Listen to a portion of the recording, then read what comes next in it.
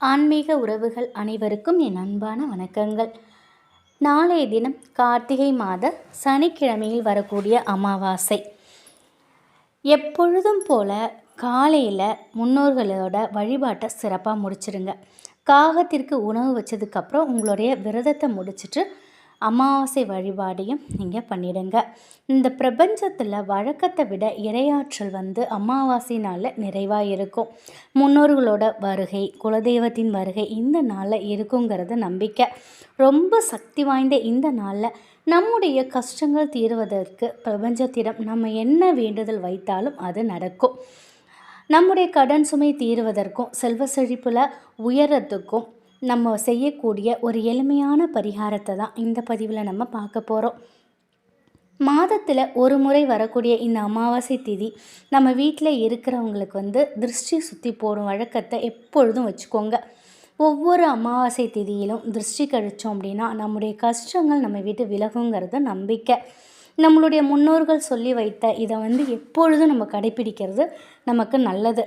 அது மட்டும் இல்லைங்க, நாளைய தினம் இரவு 9 மணிக்கு மேலே உங்கள் வீட்டில் இருக்கிறவங்க எல்லாருக்கும் கண் திருஷ்டி கழிக்கணும்.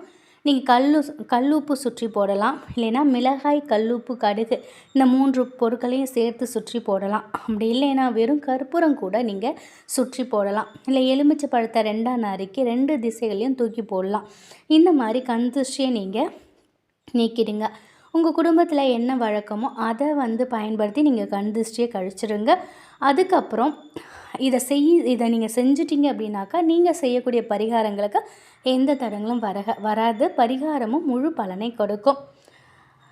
நாளை இரவு நிலைவாசல் கதையை சாத்துறதுக்கு முன்னாடி கொஞ்சமாக ஏதாவது ஒரு இனிப்பு பொருளை எடுத்து வச்சுக்கோங்க. அந்த இனிப்பை உங்களுடைய உள்ளங்கையில் வச்சு மனப்பூர்வமாக வேண்டிக்கோங்க. உங்கள் குலதெய்வத்தை நினைத்துக்கிட்டு வேண்டிக்கோங்க. எங்களுக்கு எடுக்கக்கூடிய கண் பிரச்சனை எல்லாம் தீர்ந்து போகணும், கர்மா குறையணும், வருமானம் பெருகணும், இந்த இனிப்பு பொருள் அந்த மாதிரி எல்லாத்தையும் வேண்டிக்கிட்டு கையில் வச்சுருக்கீங்க இல்லையா இனிப்பு பொருள், அதை நிலைவாசலில் 2 பக்கமும் போட்டுட்டு நிலைவாசல் கதவை சாத்திட்டு நீங்கள் போய் தூங்குங்க. அமாவாசை இரவில் பசியோடு நம் வீட்டை நோக்கி வரக்கூடிய அந்த எறும்பு, சின்ன சின்ன பூச்சி, வண்டு இதெல்லாம் அந்த உணவை சாப்பிட்டு நம்மளை வாழ்த்தினாலே போதுங்க.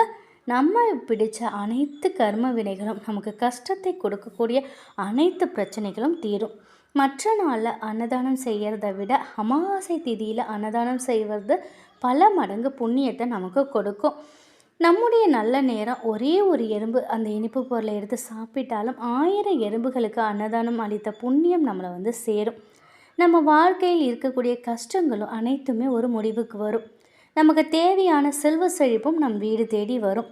அது மட்டும் இல்லைங்க, முன்னோர்களின் பரிபூரண ஆசையும் நமக்கு கிடைக்கும்.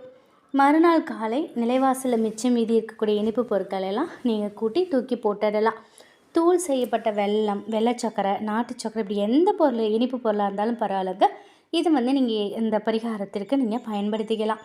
ரொம்ப ரொம்ப சக்தி வாய்ந்த இந்த அமாவாசையில் செய்யக்கூடிய ரொம்ப எளிமையான பரிகாரம் நம்ம வாழ்க்கையில் மிகப்பெரிய அளவில் நமக்கு மாற்றங்களை கொடுக்கும்.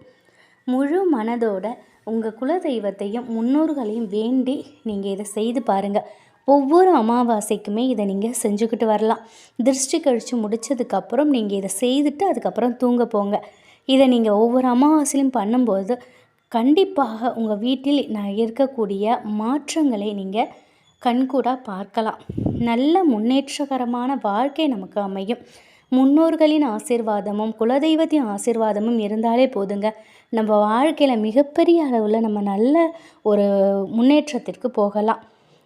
எப்பொழுதும் அமாவாசையில் இதை செய்ய மறக்காதீங்க. இந்த ஒரு தகவல் உங்களுக்கு பயனுள்ளதாக இருக்கும் அப்படின்னு நம்புகிறேன். நன்றி.